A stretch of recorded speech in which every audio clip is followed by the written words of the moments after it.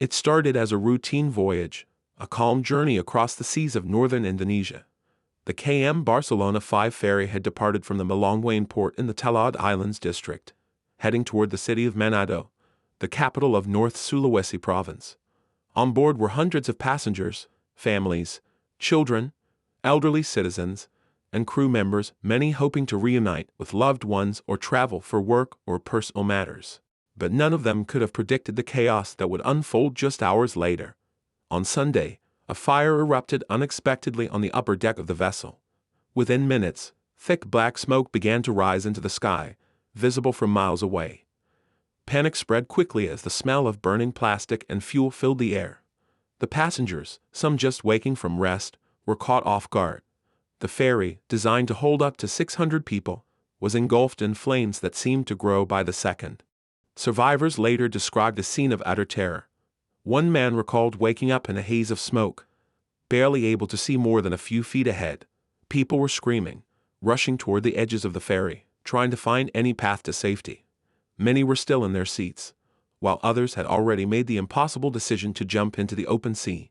Mothers clutched their babies tightly as they climbed over railings. Fathers tried to calm their children while bracing for impact with the cold waters below. There was no time to wait. With flames inching closer, more than 500 passengers hurled themselves into the ocean, many of them wearing life jackets, some without. Videos circulated on social media, capturing the horrifying moment people leapt into the sea as flames roared behind them. The ferry became a massive ball of smoke and fire drifting in the water, while passengers fought to stay afloat. Rescue efforts were launched immediately. The Indonesian Coast Guard, along with the National Search and Rescue Agency, sprang into action. One by one, survivors were pulled from the water. A fleet of rescue vessels, including a Coast Guard ship, 6 search boats, and several inflatable units, swarmed the area, searching for anyone still alive. It was a race against time. The sea was vast, and despite the organized effort, people were scattered over a wide area. Still, they kept going, hour after hour, determined to save as many lives as possible. Among the survivors was a 2-month-old baby who had inhaled seawater but was miraculously revived in the hospital. Another man floated for over an hour before being spotted and rescued. Their survival stories are remarkable, testaments to human endurance in the face of disaster. Initially, officials feared the worst. Early reports suggested 5 people had died in the fire. But after frantic searches and emergency hospital care, 2 of those victims were found alive. The death toll was revised to 3.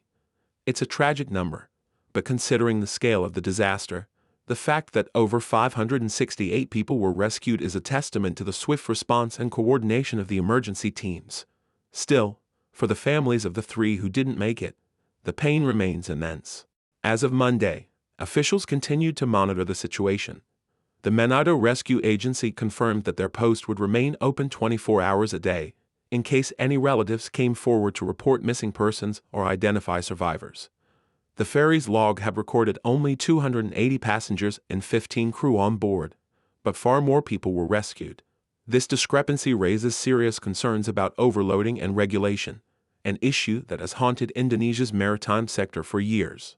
Unfortunately, this is not an isolated tragedy.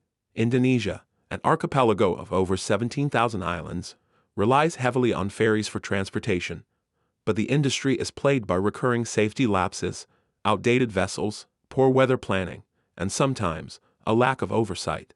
Just weeks before this incident, another ferry sank off Bali during rough seas, killing at least 19 people.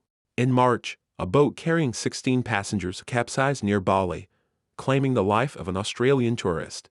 And in 2018, a heartbreaking tragedy unfolded when a ferry sank in one of the world's deepest volcanic lakes on Sumatra Island, taking the lives of over 150 people. These events paint a grim picture and serve as a painful reminder that stronger safety measures, stricter enforcement, and better emergency response systems are urgently needed. As the blackened shell of KM Barcelona 5 floated lifelessly on the water, the rescued passengers were taken to shore, some treated for injuries, others simply wrapped in blankets, dazed and in shock. Emergency teams provided food, water, and medical care. Families reunited with loved ones they feared lost. Yet the psychological scars of that day will not fade easily. The horror of seeing flames so close, of jumping into open water with no certainty of survival, will haunt many for years to come. For some, it was a narrow escape from death. For others, it was a painful goodbye to someone who didn't make it. Survivors, when interviewed, spoke of the terror, the confusion, and the courage it took to jump. One man said the smoke was so thick he couldn't breathe. He couldn't see where the lifeboats were. In the end, he grabbed a life jacket and jumped, not knowing what would happen next. Indonesian officials are now investigating the cause of the fire. Initial reports suggest it started on the upper deck, but how and why remains unclear.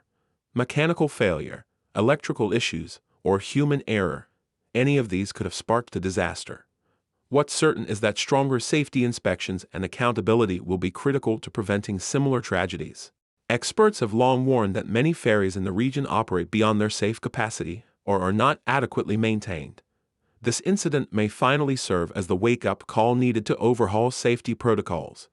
It should not take repeated disasters for real change to occur. The people of Indonesia deserve reliable, safe transportation, especially those living on remote islands who depend on ferries to connect them to the mainland. As news of the fire spread across the country and the world, grief mixed with outrage, families demanded answers. Activists called for reform. In online forums, survivors shared their experiences, often reliving the trauma in order to raise awareness. The nation mourned the loss of life but also recognized the heroic efforts of the rescue workers who saved hundreds from what could have been a far greater catastrophe. They didn't stop until every possible survivor was brought to shore. The images of those rescue boats, those brave crews pulling people from the ocean, will be etched into the memory of many Indonesians for years to come. For now, the KM Barcelona 5 lies in ruin, and its charred remains may one day be a reminder of the price of inaction. But from the tragedy, there are also stories of hope, of strangers helping strangers, of lives saved in impossible conditions, of resilience amid panic. The sea that once threatened to take them in the fire's aftermath also became their path to survival. As the investigation continues, the country looks ahead, hoping to learn from the past, honor those lost, and ensure that such heartbreak never strikes again.